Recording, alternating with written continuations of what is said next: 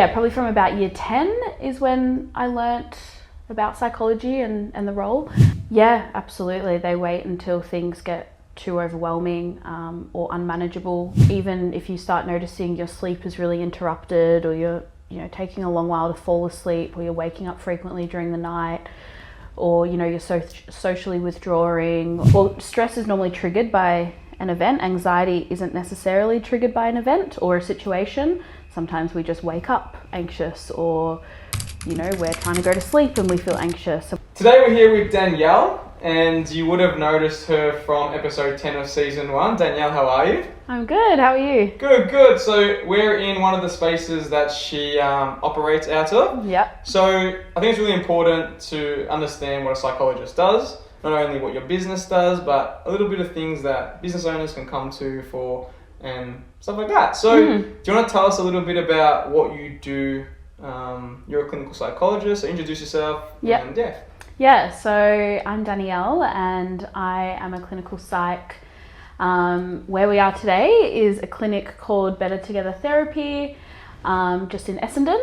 I am an employee here, but I work also out of a clinic called Healing Minds Psychology, which is based in Moonee Ponds, and that's where I sort of work for myself as a contractor. Essentially I do the same thing out of both clinics, but it's just a different sort of format in terms of the way I earn the money. Amazing. So as a psychologist, your session, so let's say no one knows what a session actually looks like. How long do they go for? What's the process? Is they just come in and that's it, or what's the kind of go behind it? Yeah, it depends. So sessions are always 50 minutes. We see, Medicare clients, so those are the clients that go to a GP first, get a mental health care plan, then the GP will refer them to a clinic like this, and then our admin team will allocate them to the most appropriate clinician, depending on, wait lists and what the clinician can see in terms of presentation in a client. And then once the client is allocated, they come on in. They have their sessions, and that can vary. It depends. Each client's very different as to how frequently they're seen, or for how long they're seen as well. Like if it's 10 sessions, 12 sessions, 50 sessions, etc. And then we can also see private clients. So that's, people who just pay out of pocket the whole fee or use private health, or NDIS clients, TAC and WorkSafe clients as well.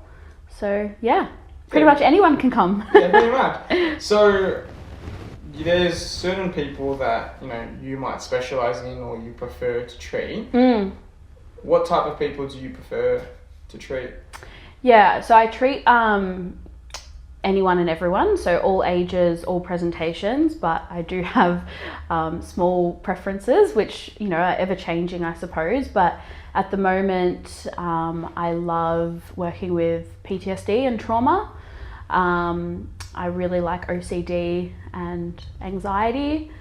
They're probably, and phobias are in there. Yeah, they're probably my top ones at the moment that I like. Yeah, amazing. Yeah. So, like you said, we're filming in one of the spaces that you work out of, but you run your own business out of Healing Minds. Yes. Now, the whole business side of things, as a psychologist, before we go into a couple questions, if people want to know a little bit more about stress and managing a couple tips and stuff with stress, you can watch episode 10 of season 1 with Danielle. But operating the business is another element of the job, I guess. So what got you into psychology first, the process behind it, and then jumping into your own contractual work?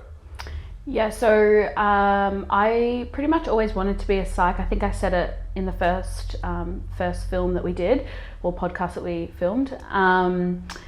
Probably from about year 10 is when I learnt about psychology and the role. Always fascinated about human behaviour and why we think and feel and act the way that we do. There's always reasons. Honestly, the human brain just really, really fascinates me. I love working with people as well, so that's sort of how I got into it. And then did it in year 11 and 12. Then I went and did my undergrad at RMIT, which was the Bachelor of Applied Science in Psychology. Then I did a year of honours at La Trobe and 2 years of Masters Clinical Psych at a uni called the Institute of Social Neuroscience. So I did that straight off the back of school, thanks to COVID and not being able to travel for long periods of time and things. And then, I got into contractual work. It was just by choice, really. You could choose, which route you wanted to go down. I did my placement at uni through Healing Minds, and then they offered me a job after that. And that was with a contracting setup, and it just works really well. I really love the flexibility that it offers me. Pretty much choose my own hours. So sometimes I overload myself. Sometimes I take a day off or an afternoon off, or I go away for, a long weekend or whatever. Works really well. And then here, where I am an employee, it just offers me stability, same income every week, which, you sort of need. It takes all the guessing out of it. So at the moment the setup is really, really good because I've got both. Yeah. So do you like, obviously one has the stability, but you still have room to kind of navigate your own hours, running your own business out of the space? Majority of your clients, how are they coming through? Are they coming through the clinic and then they come to you, or do they come to you first? How do you build your client base? Yeah, it's a good question because, again, that can depend. The way I get my clients is all the same way. The GP referrals go to our admin team at either clinic, and then the admin team will allocate them to myself or another clinician.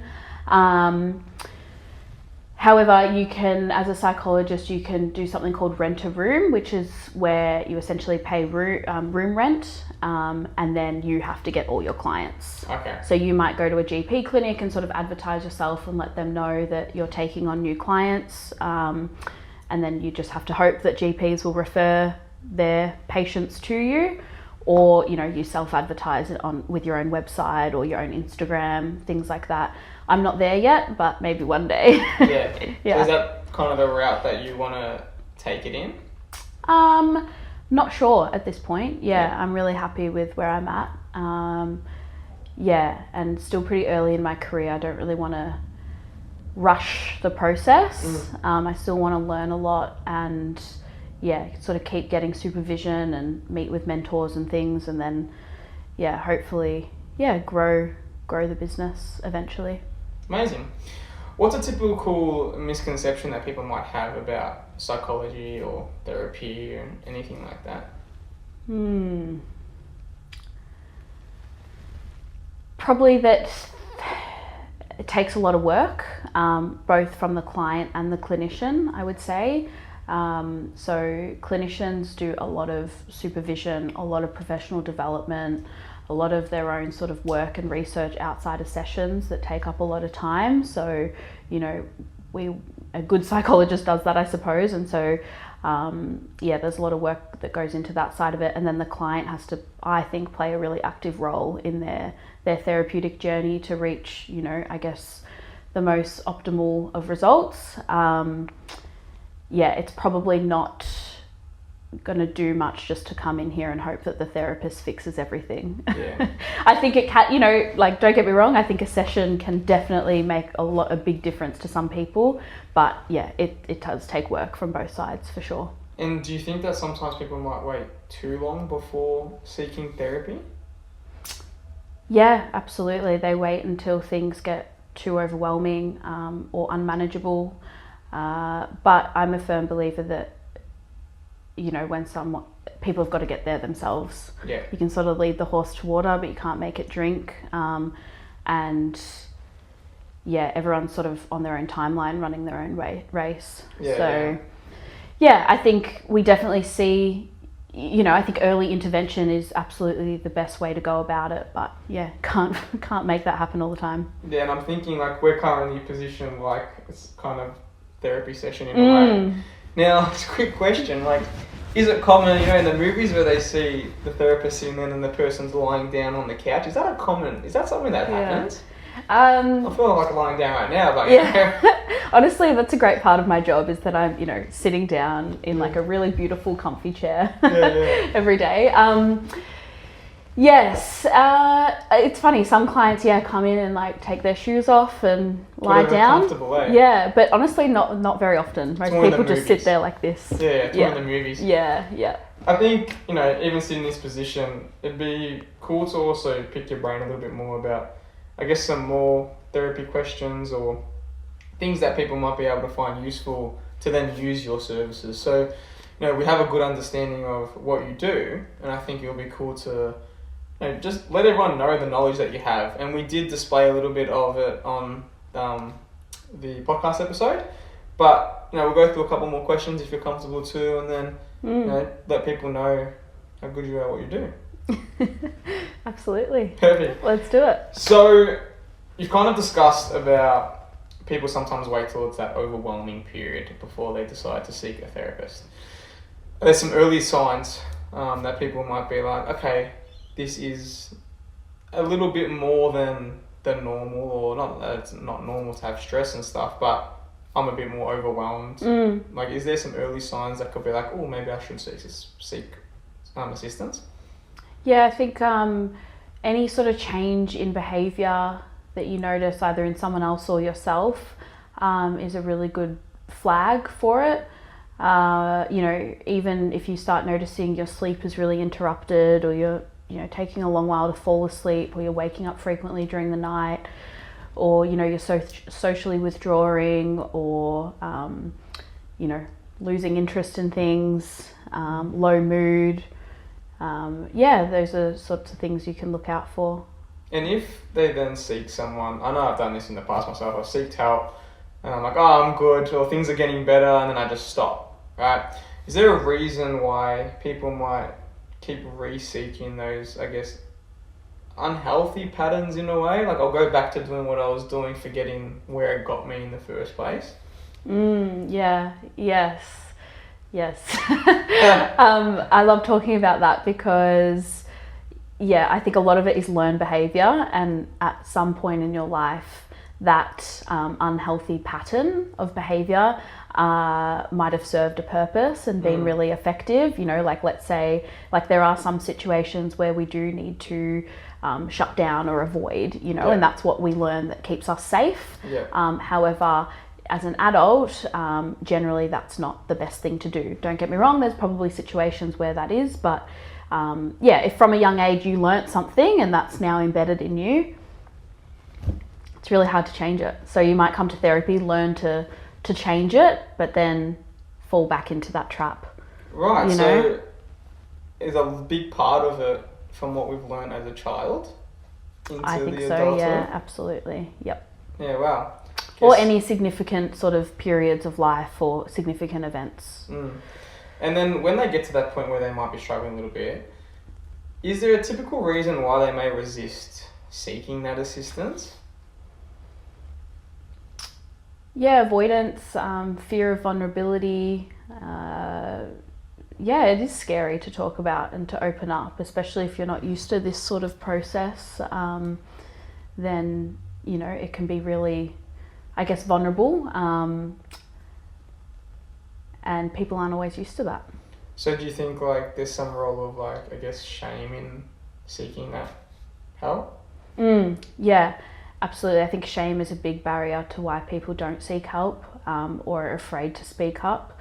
And that just sort of pushes the avoidance, which can be really problematic after a while if it's not dealt with. It needs to be processed, I think. Like, things need to be processed that are difficult or I guess, impairing or significant, and I think that it comes at some point where it blows over if it's not dealt with.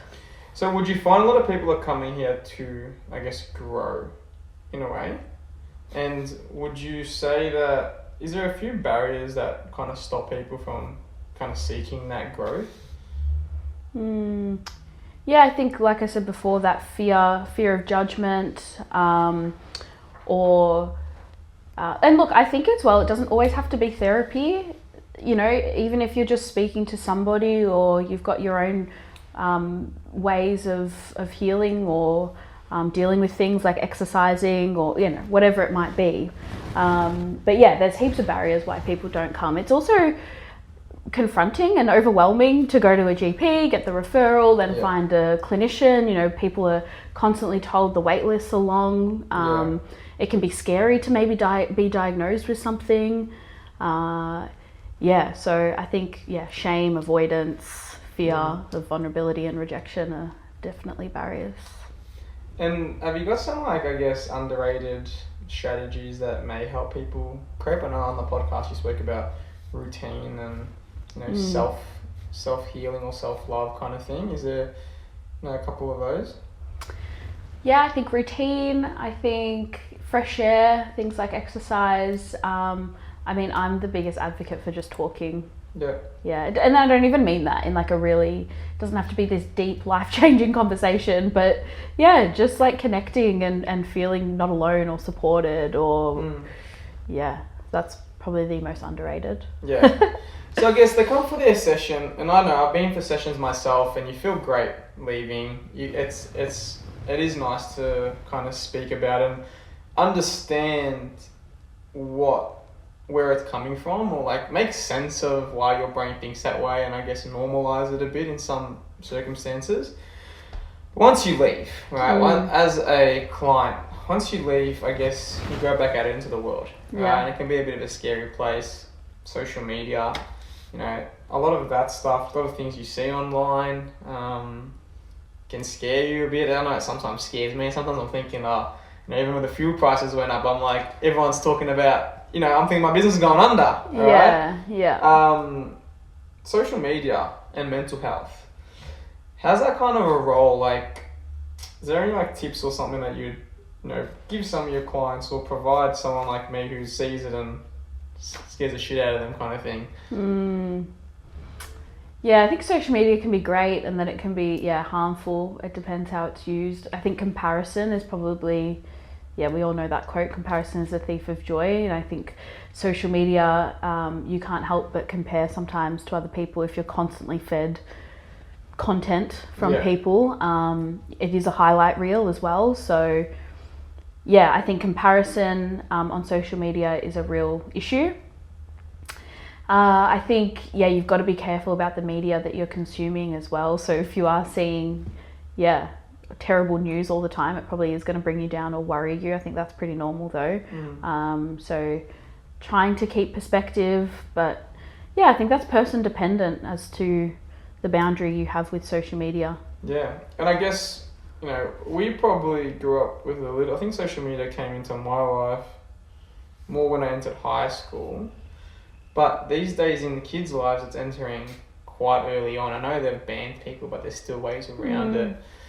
I guess, is there any ways that, maybe if any parents are listening and their kids are on social media and things are affecting them, how can they, it's not necessarily protect their kids in a way, or is there anything that you can kind of advise on how to navigate that? I actually see it a lot in my work as well when I do deal with adolescents and teenagers. Social media can be really terrible. I think time limits are essential, and I know younger me would hate that because I wanted to be on social media as well. And I think you had to be like 14 until you could have Facebook or something. Yeah. I mean, just change your age and then you're 50 years old or something. Yeah. But no, my parents made me wait until I was, 13 or whenever it was. But honestly, it's the best thing, I think.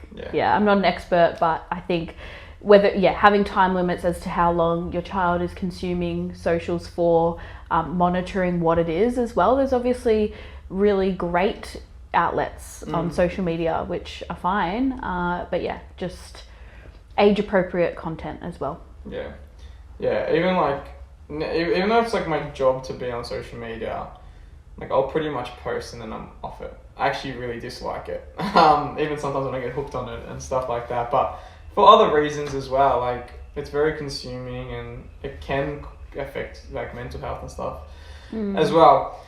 We're in your room, right? Now, you have to connect with your therapist. How do you...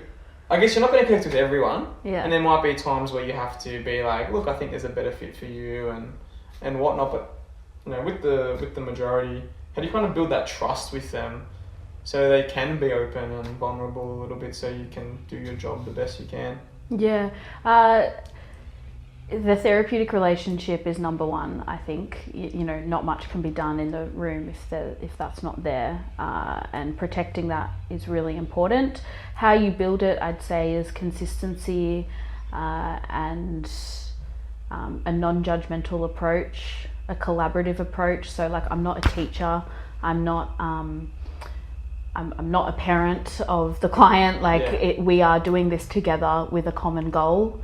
And that is to improve, you know, your well-being or your emotional regulation or your everyday functioning, whatever it is. So we're a team. So non-judgmental approach, and like a plan as to what we're doing.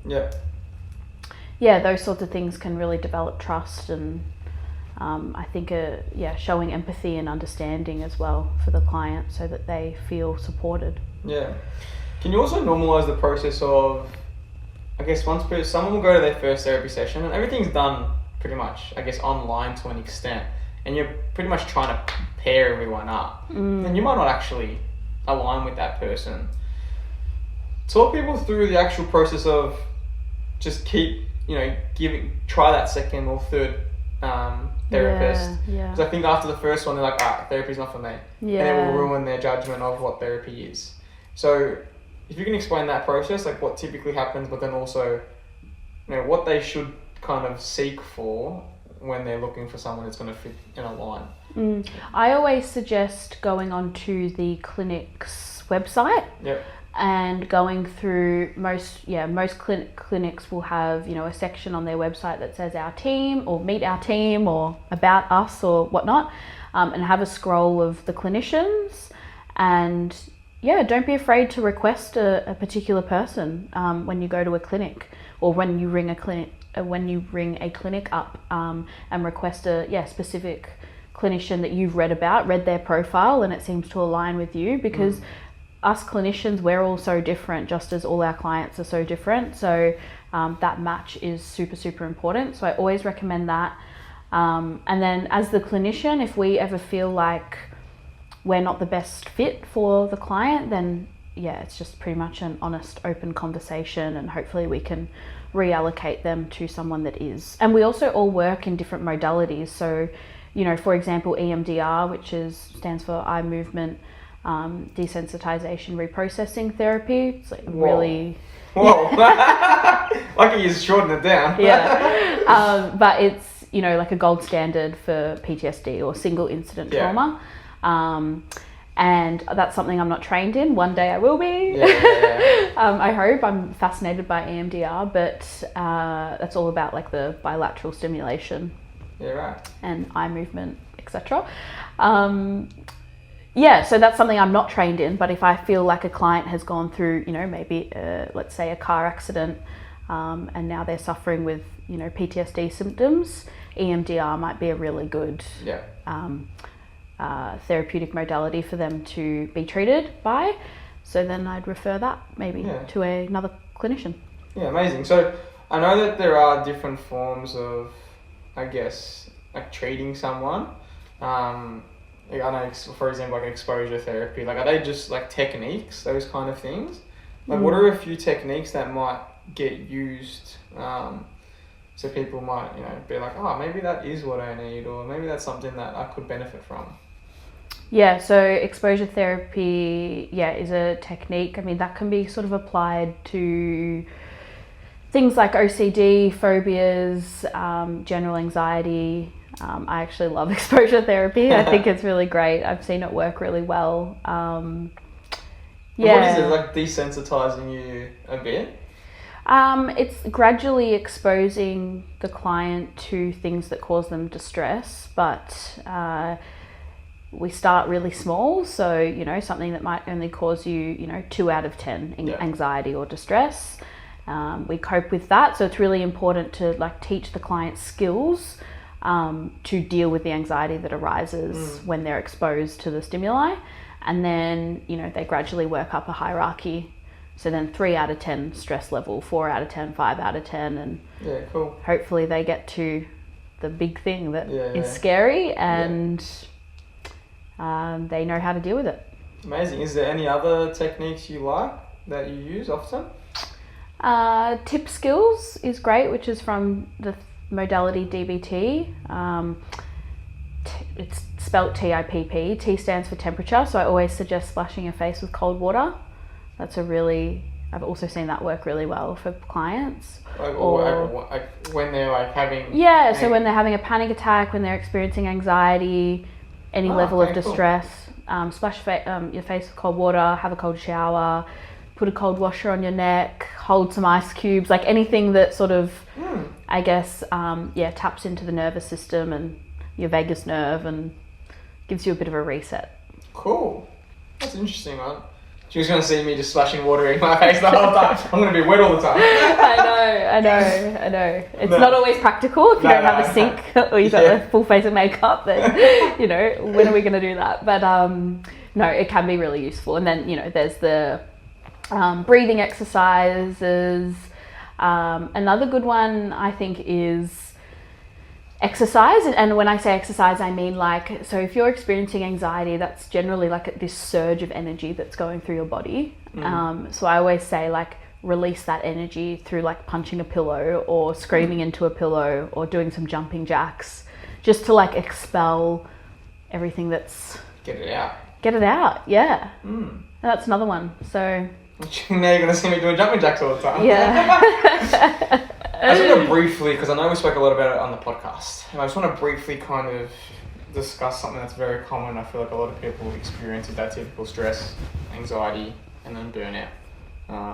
One that might lead into the other, or however it goes.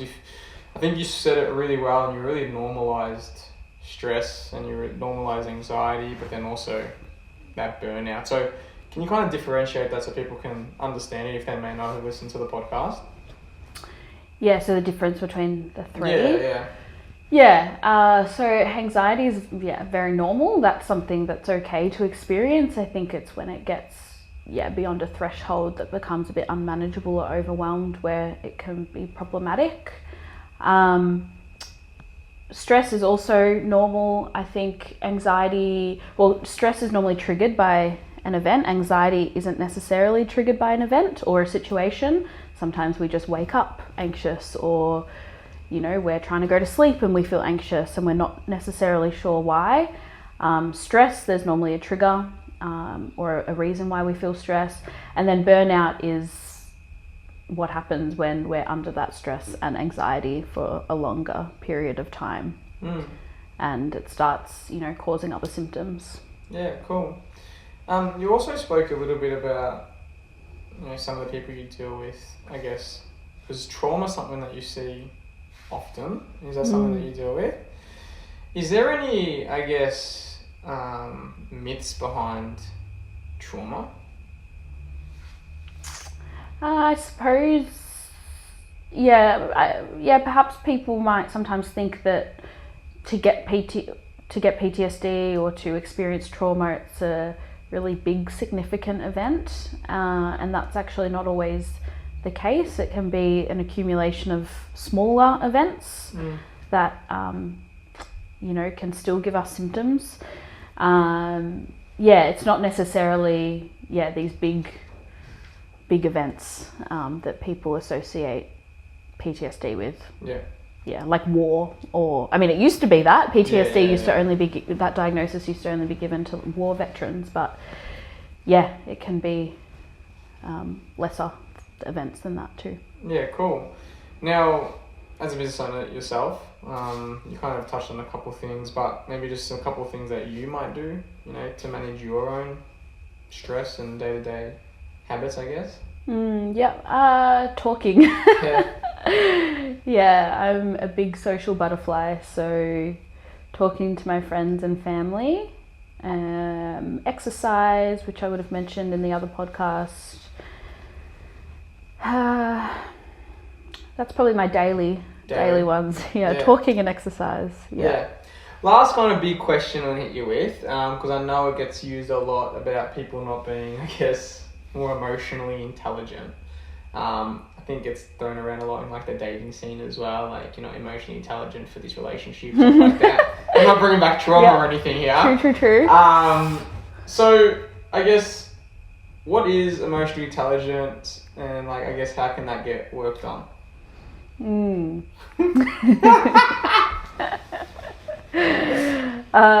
It's such, EQ, so important. I think awareness, to improve your emotional intelligence, I would say awareness. So just being aware of, start trying to be aware of what you're feeling and like name the feelings or name the emotions. And trying to even identify that in other people or talk to them about their feelings.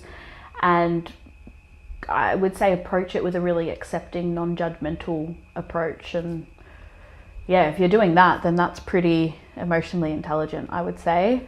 Good. And what is emotional intelligence? I think understanding and being able to process emotions. Amazing.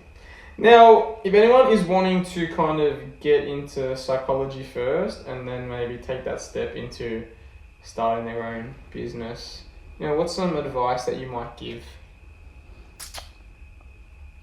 I think talking to other people that have done it, or mentors, doing your research, probably have to get all your ducks in a row before doing something like that. It's a huge commitment. It's a huge job. One that I haven't even done all of it yet. So getting advice, and I think if you're really passionate about it and what you're doing, then you'll be able to do it. Amazing. Danielle, thank you for welcoming us into your room. I feel very, very comfortable right now. You feel zen? Nice little, what is that, diffuser going on? Yeah, it's aromatherapy. Love it. I'm a fan. Thank you for, allowing us to come in and ask these questions and get to know a little bit about you, your business, and the services you provide. So thank you. Thanks so much for having me. If you found this valuable, be sure to follow along for the remainder of our 30 in 30 series. And if you want to support Danielle, be sure to check out her details below.